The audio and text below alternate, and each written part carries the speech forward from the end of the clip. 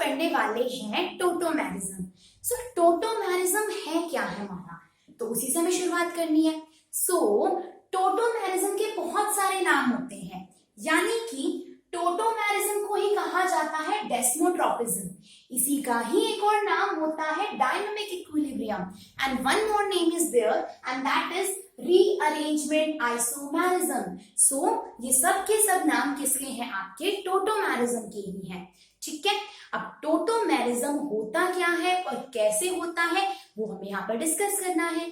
तो जो आपका टोटोमेरिज्म है ये किन कंपाउंड्स के अंदर मिलता है, तो वो कंपाउंड हैविंग, यानी कि compounds having same molecular formula, यानी टोटोमर्स है क्या, एक तरीके के आइसोमर्स ही तो हैं ये।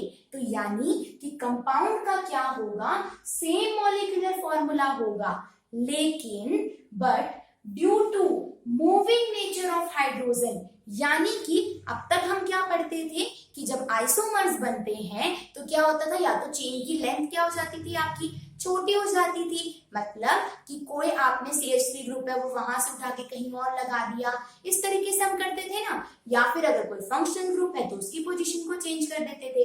पर टोटोमेरिज्म जो आइसोमेरिज्म है वो आपका अराइज होता है किसकी वजह से, मूविंग हाइड्रोजन की वजह से। ये है आपका मूविंग, यानी मूविंग हाइड्रोजन और उसके आइसोटॉप्स की वजह से जो आइसोमेरिज्म अराइज होता है उसको हम बोलते हैं टोटोमेरिज्म। ठीक है, सो टोटोमेरिज्म आपका किस वजह से आता है, मूविंग हाइड्रोजन। अब मूविंग हाइड्रोजन कहां से आया, तो जो आपका कंपाउंड होगा, अब अगर ऑर्गेनिक कंपाउंड है तो उसमें हाइड्रोजन तो पक्का ही होगा, तो वो हाइड्रोजन अपनी पोजीशन को करेगा चेंज और उसकी वजह से जो आइसोमेरिज्म यानी जो डिफरेंट स्ट्रक्चर्स अराइज होंगे वो क्या कहलाएंगे, टोटोमर्स कहलाएंगे। ठीक है, अब मैंने लिखा हुआ है हाइड्रोजन या फिर उसके आइसोटोप्स, जैसे कि ड्यूटेरियम और ट्रिटियम। ट्रिटियम इतना नहीं मिलता है, ड्यूटेरियम काफी केसेस के अंदर मिलता है। ठीक है, तो ये हो गया हमारा टोटोमेरिज्म। अब जब टोटोमेरिज्म अराइज होता है तो उसके लिए कुछ होती है कंडीशंस, जैसे कि देखो सबसे पहले बोलता है कि tautomers always exist at equilibrium stage, यानी कि जो आपके टोटोमर्स होते हैं ये हमेशा इक्विलिब्रियम में रहते हैं। ऐसा नहीं होता जैसे हम पोजीशन आइसोमर या चेन आइसोमर बनाते हैं तो वहां पर वो अलग अलग स्ट्रक्चर्स एग्जिस्ट कर सकते हैं, पर यहाँ पर जो भी आइसोमर्स बनेंगे वो इक्विलिब्रियम में रहेंगे, मतलब एक दूसरे के अंदर चेंज होता रहेगा और दूसरा पहले के अंदर बहुत आराम से चेंज हो जाएगा। तो दूसरा क्या की पॉइंट है कि टोटोमेरिज्म हमेशा जो टोटोमर्स हैं जो आपके, जिनकी वजह से टोटो आइसोमेरिज्म क्रिएट हुआ, वो हमेशा इक्विलिब्रियम स्टेट पर रहते हैं, मतलब they are interconvertible without using external reagent. मतलब हमें उन्हें एक दूसरे के अंदर बदलने के लिए, मान लिया दो आइसोमर्स है जिन्हें हमने टोटोमर्स कहा, उनको एक दूसरे के अंदर बदलने के लिए हमें कोई एक्सटर्नल एजेंट नहीं चाहिए होता। So no external reagent is required, किसके लिए, एक टोटोमर को दूसरे टोटोमर के अंदर बदलने के लिए। तो ये क्या होते हैं, अपने आप ही होते हैं, क्योंकि ये किसके अंदर है, डायनामिक इक्विलिब्रियम के अंदर है।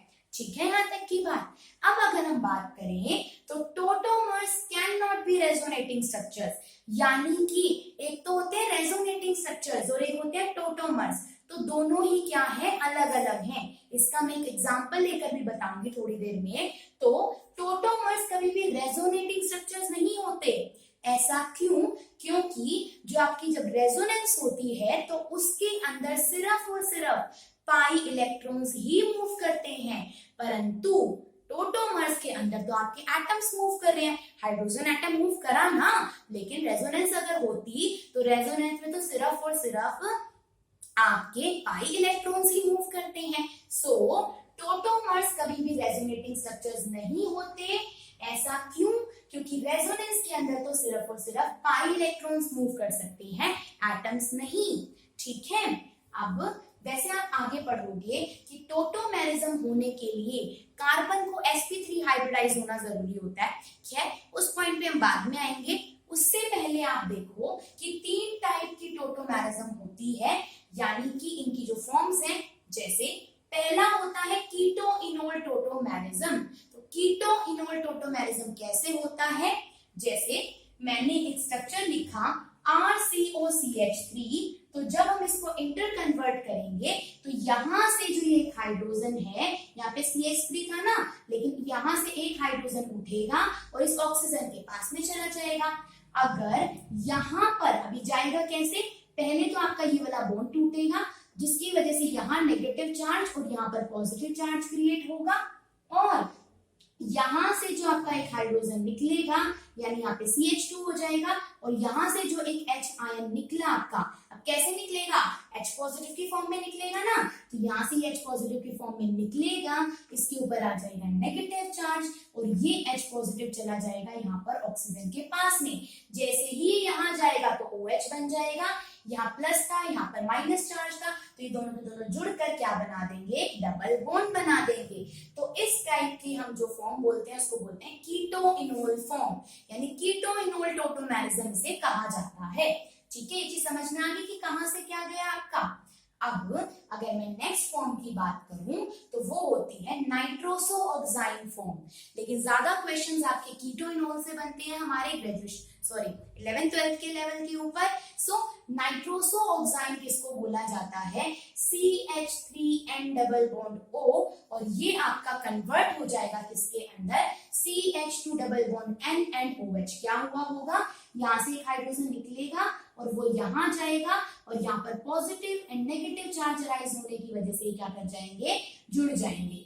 ठीक है, यहां तक की बात क्लियर हो गई। तो ये कहलाता है आपका नाइट्रोसो ऑक्साइन टोटोमेरिज्म। नेक्स्ट है nitro AC nitro tautomerism. So nitro and AC nitro tautomerism के अंदर क्या होता है? जैसे CH3N डबल बॉन्ड O था, यहाँ पर इसके लोन पेयर आपने किसको दे रखे थे? ऑक्सीजन को। ऐसा एरो हम जब शो करते हैं ना, जब लोन पेयर कोई अपने किसी दूसरे को दे दे, यानी कोऑर्डिनेट बॉन्ड बन जाए। तो यहाँ पर भी सेम क्या होगा?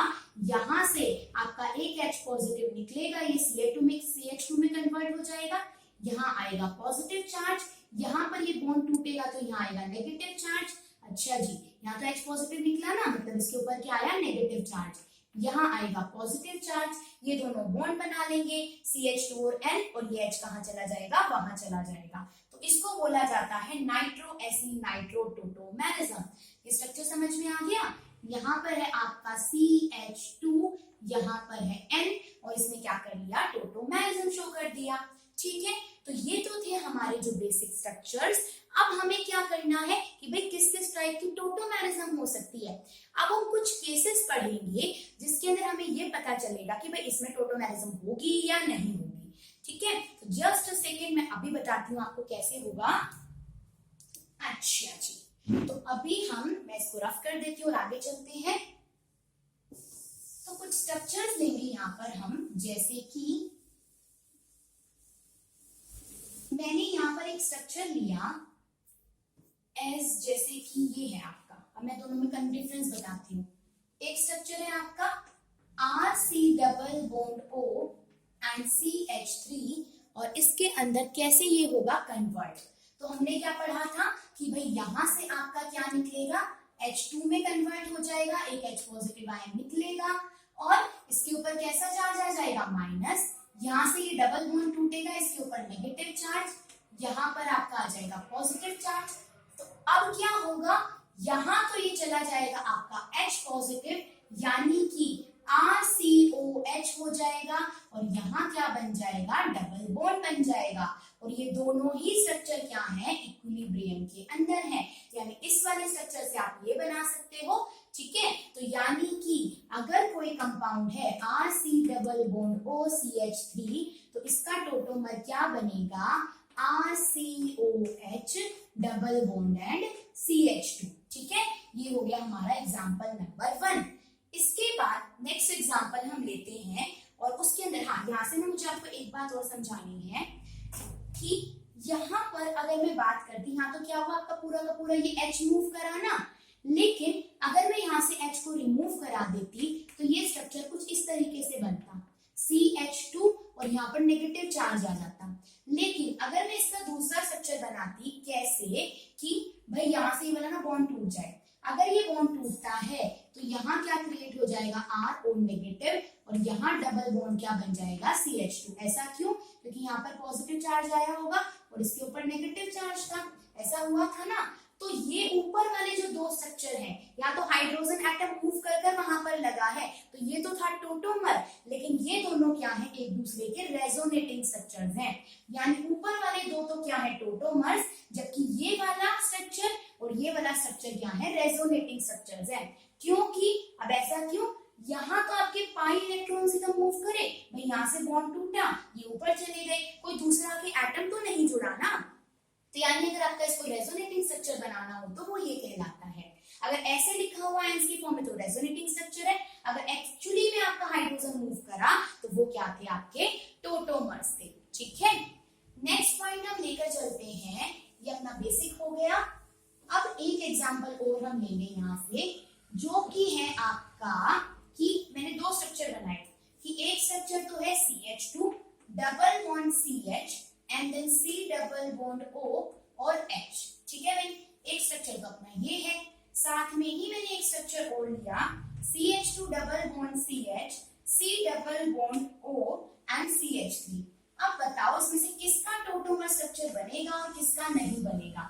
तो इसका आपका आंसर क्या होने वाला है, देखो हमें चाहिए, एक बात याद रखनी है कि टोटोमेरिज्म सिर्फ तब होगा जब कार्बन कैसा हो, sp3 हाइब्रिडाइज हो।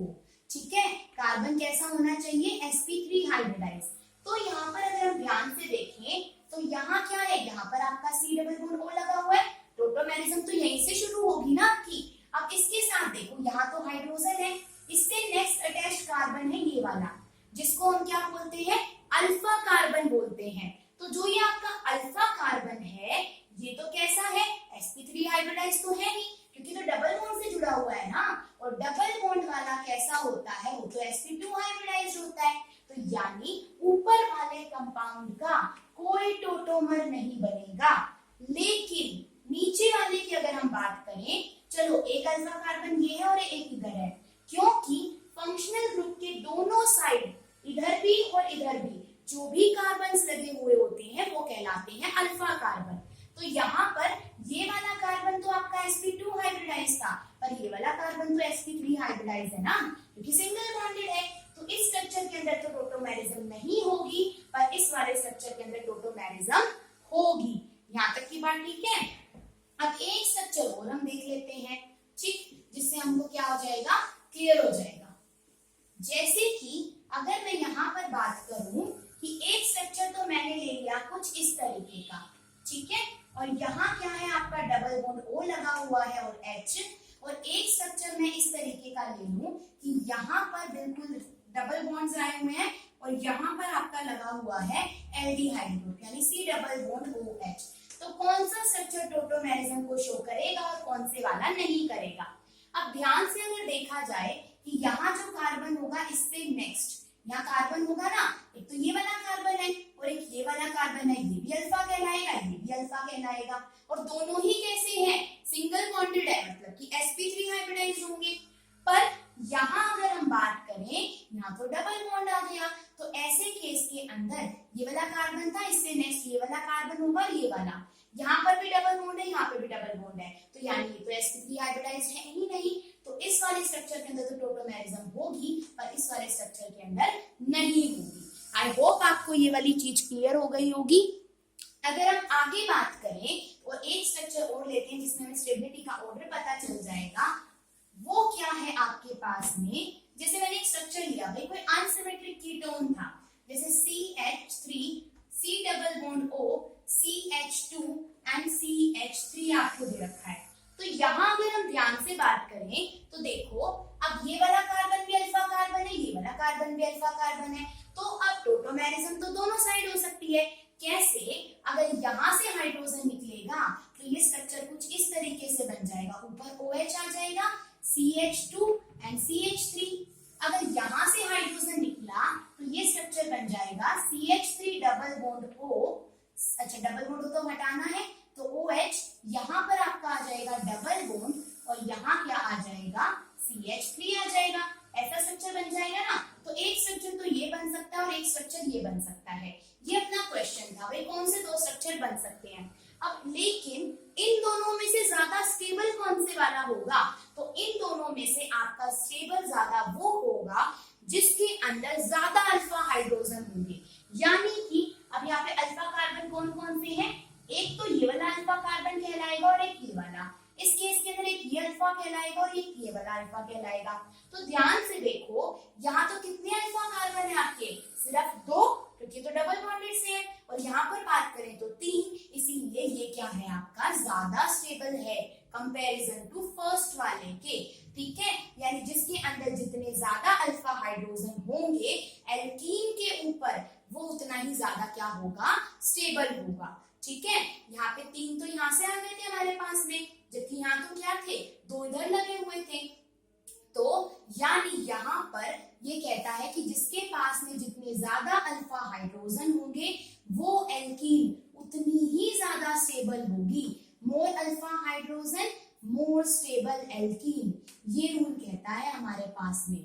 ठीक है, तो अल्फा कौन कौन सा हो जाएगा? अल्फा कार्बन ये वाला भी है, ये वाला भी है। तो यहाँ तो 2 यहाँ लगे हुए थे और 2 यहाँ पे लगे हुए थे, 4 हाइड्रोजन। जबकि इस वाले केस के अंदर 3 यहाँ थे, एक यहाँ लगा हुआ है और एक आगे हम बात करेंगे। अब आप तो कंफ्यूज हो गए होंगे भाई ऐसे तो। इसका मतलब ये है कि यहाँ हमारे पास तो डबल बॉन्डेड है, तो यहाँ हम देखें तो 2 हाइड्रोजन थे, जबकि यहाँ पर डबल बॉन्ड कार्बन से नेक्स्ट वाले पर कितने हैं हमारे पास में? टोटल 3 हैं। यहाँ तो 2 अल्फा हाइड्रोजन आ रहे थे, लेकिन यहाँ पे कितने आ रहे हैं? 3 अल्फा हाइड्रोजन। तो ज्यादा स्टेबल कौन सा होगा आपका? सेकेंड वाला। हमें डबल बॉन्ड के साथ में जो कार्बन लगा हुआ है उसके ऊपर देखने हैं कितने हाइड्रोजन प्रेजेंट हैं, और वो भी सिंगल बॉन्डेड वाला आप देखना। ठीक है, तो ये हमारा क्या हो गया? टोटोमेरिज्म वाला चैप्टर भी मतलब कि टॉपिक हमने कर लिया है। ठीक है,